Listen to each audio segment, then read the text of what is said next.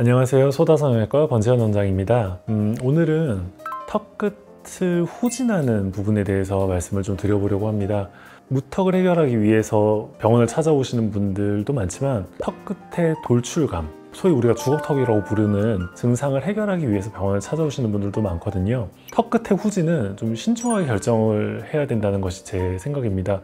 불필요하게 후진을 많이 했을 경우에 생길 수 있는 문제들은 입체감이 떨어지면서 모양적으로 좀 아쉬움이 생길 수 있다는 점, 그리고 소위 마녀턱이라고 부르는 근육이 밑으로 떨어지는 증상이 있거든요. 표정을 지을 때, 웃거나 할 때 근육이 앞으로 움직여주는 게 정상적인 움직임인데, 턱끝을 불필요하게 많이 후진을 해서 볼륨이 없어졌을 경우에 턱끝이 밑으로 떨어지는 증상이 생깁니다. 그래서 그런 증상이 생길 가능성, 또 턱끝이 후진을 하면서 가지고 있는 근육들을 같이 뒤로 이동시키기 때문에 이중턱의 발생 가능성도 높아집니다.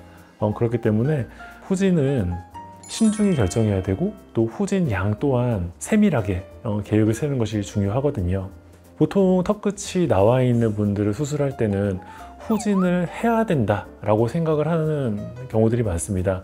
하지만 그렇지 않더라도 턱끝이 분명히 후진될 수 있다는 것을 보여드리기 위해서 오늘 CT를 좀 준비를 해봤습니다. 이분은 왼쪽이 좀 더 큰 비대칭, 그 다음에 약간의 길이감과 턱끝 돌출감, 사각턱은 그렇게 크지 않지만 턱의 체부가 넓어서 약간 무거워 보이는, 정면에서 봤을 때 좀 넓어 보이는 부분들에 대한 개선을 위해서 오신 분이었습니다. 턱 끝의 폭이나 비대칭을 개선할 때에는 보통 T절골을 이용하게 되거든요.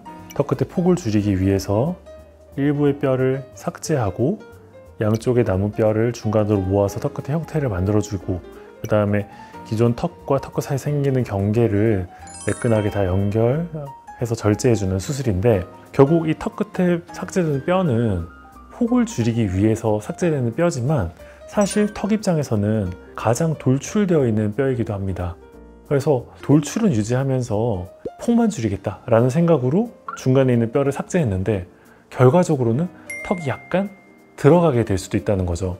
이분은 돌출이 심한 턱끝은 아니었기 때문에 폭을 줄이면서 삭제되는 뼈로 인해 후진 효과가 생기는 것을 기대하고 평평한 핀으로 수술을 진행했습니다.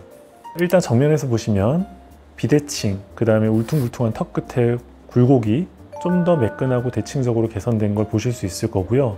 그 다음에 체부의 두껍고 울퉁불퉁한 부분들이 환자분의 정면에서의 넓이감, 여백을 만들고 있는 상황이었기 때문에 그런 두꺼운 부분들에 대한 피를 절골을 통해서 정면 효과도 좀 드렸습니다. 측면에서는 사각턱은 아주 살짝만 절제했고요. 턱의 체부에 대한 절제를 주로 하면서 보시다시피 꺾여있는 핀이 아닌 평평한 핀을 사용해서 고정을 했음에도 불구하고 이전에 가지고 있던 굴곡이 조금 더 후진된 형태로 만들어져 있는 것을 볼 수 있습니다. 만약에 이런 분들을 후진을 해야겠다는 생각으로 뒤로 꺾여있는 핀을 사용했을 때 생각보다 너무 과도한 볼륨 손실이 이루어질 수 있다는 거죠.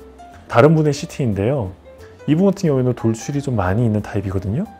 이런 분들 같은 경우에 제가 2mm 꺾여있는 핀을 사용해서 후진을 했습니다. 굉장히 작은 수치임에도 불구하고 이 환자분의 전후 CT 옆모습을 보시게 되면 생각보다 많은 양의 후진이 이루어지신 걸 볼 수 있을 거예요. 중간에 있는 돌출된 뼈가 삭제되면서 들어가는 양 플러스 꺾여있는 핀을 이용해서 들어가는 양이 추가가 되기 때문이거든요. 그리고 이분도 다른 분의 CT인데 이분도 돌출감이 좀 있지만 방금 보여드렸던 분에 비해서는 돌출감이 심하지 않은 타입이었습니다. 그래서 첫 번째 보여드렸던 분과 마찬가지로 평평한 핀을 이용해서 고정을 했고, 하지만 이전에 가지고 있던 돌출감이 굉장히 많이 개선되신 걸 볼 수 있을 거예요. 그래서 상담을 하다 보면 환자분들이 후진을 안 하는데 후진 효과를 드리겠습니다 하면은 좀 의아해하는 분들이 꽤 많으세요. 왜냐면 다른 병원들에서 다 후진을 하자는 얘기를 듣고 오셨으니까요. 물론 아까 보여드린 CT에서처럼 후진이 필요한 분들께는 저도 물론 후진을 합니다만 그렇지 않은 분들이 대부분이거든요. 물론 턱 끝의 형태가 다 달라요. 중간 부분보다 양쪽 가쪽이 돌출이 더 되어 있는 분들도 계시거든요. 그런 분들 같은 경우에는 턱 끝의 뼈를 삭제하더라도 돌출이 개선되지 않는 경우들도 있습니다. 턱 끝에 중간 부분에 돌출이 심한 분들은 오히려 많은 후퇴 효과가 생길 수 있고요. 또 굴곡이 심하지 않은 분들은 생각보다 적은 후퇴 효과가 생길 수 있거든요. 그래서 후진 양을 결정을 할 때 그분의 굴곡이 어떤지, 전체적인 뼈의 형태가 어떤지에 대한 세밀한 좀 분석이 필요합니다.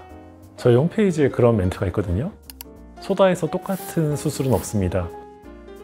제가 굉장히 많은 수술을 했지만 모든 분들의 뼈 형태는 다 달라요.